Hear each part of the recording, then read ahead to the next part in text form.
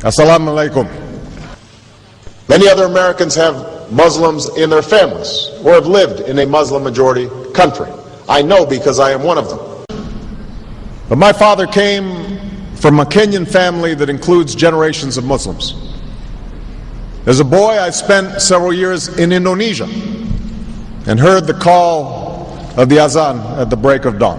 I have known Islam on 3 continents before coming to the region where it was first revealed. That experience guides my conviction. You're absolutely right that John McCain has not talked about my Muslim faith.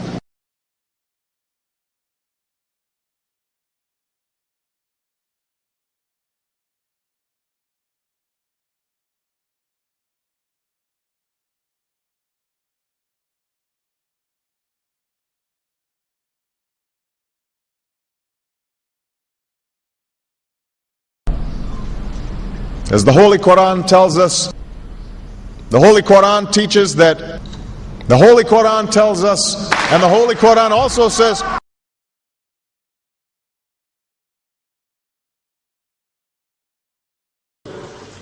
we will convey our deep appreciation for the Islamic faith, which has done so much over the centuries to shape the world.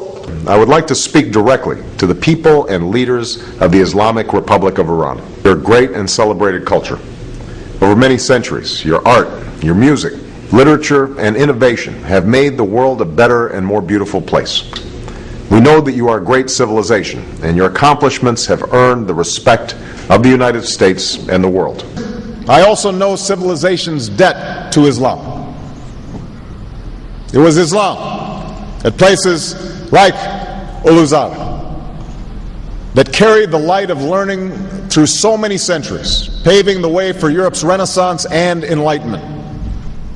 It was innovation in Muslim communities that developed the order of algebra, our magnetic compass and tools of navigation, our mastery of pens and printing, our understanding of how disease spreads and how it can be healed. Islamic culture has given us majestic arches and soaring spires, timeless poetry and cherished music, elegant calligraphy, and places of peaceful contemplation. They have fought in our wars, they have served in our government, they have stood for civil rights, they have started businesses, they have taught at our universities, they've excelled in our sports arenas, they've won Nobel Prizes, built our tallest building, and lit the Olympic torch.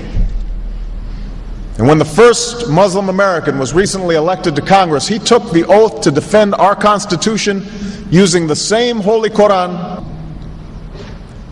In ancient times and in our times, Muslim communities have been at the forefront of innovation and education.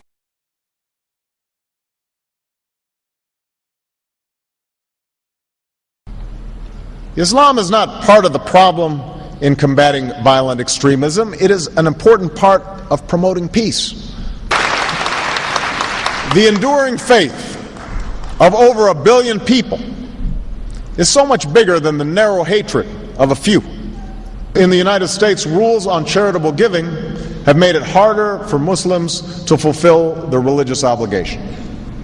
That's why I'm committed to working with American Muslims to ensure that they can fulfill zakat. It is important for Western countries to avoid impeding Muslim citizens from practicing religion as they see fit. And I consider it part of my responsibility as President of the United States to fight against negative stereotypes of Islam wherever they appear.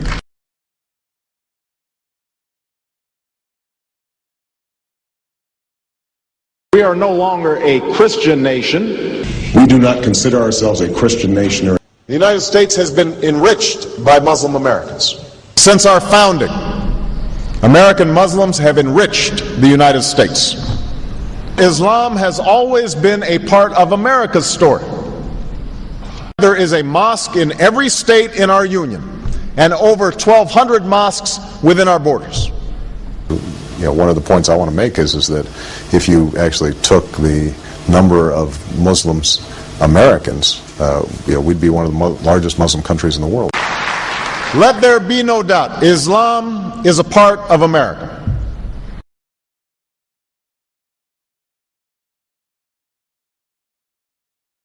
he did bow to the Muslim king, while he did not do it to the British Queen of England. And by bowing, he showed the world that I am subservient. I do bow down to you as a Muslim king, something no other president has done with Saudi Arabia. The Saudi king is his peer. He is not his subordinate in order to bow for him, and this is exactly what Obama did.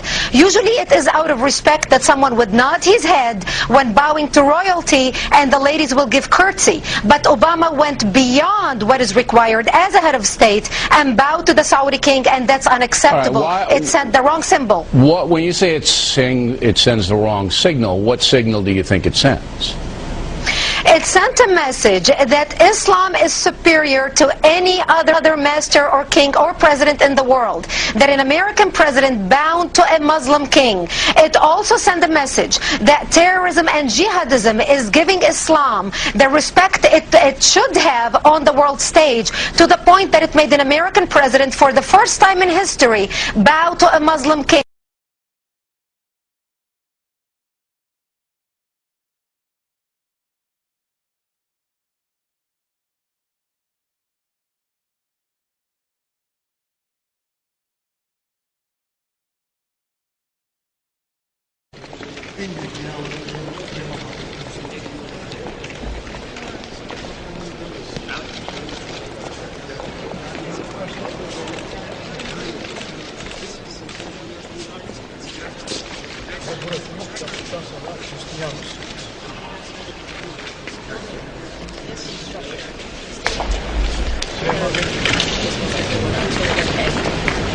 And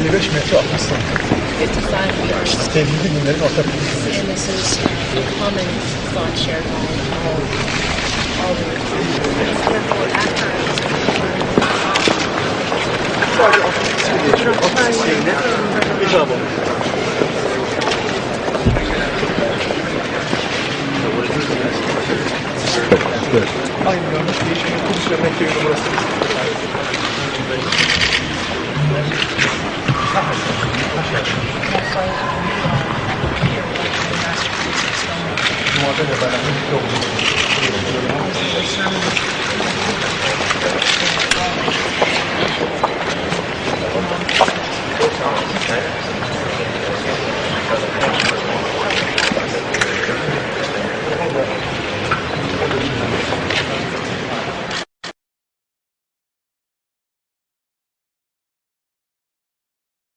Presidential candidate Barack Obama is trying to change political fashion. He gave a speech in Iowa City today, and he wasn't wearing an American flag pin. Those pins have become synonymous with politicians since 9/11. Obama says he doesn't like how the pin has come to represent patriotism in America. I won't wear that pin on my chest. It's a little weird, Alan, that in the middle of the campaign the guy takes off the American flag that most people wear because they're proud of their country. Let me speak as clearly and as plainly as I can. America is not and never will be at war with Islam.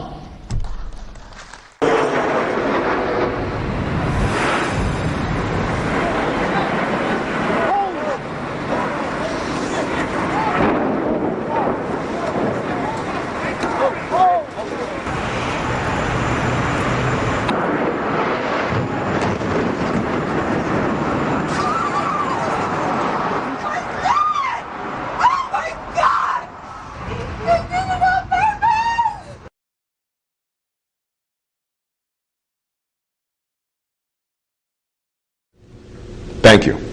And Eid Shoma Mubarak.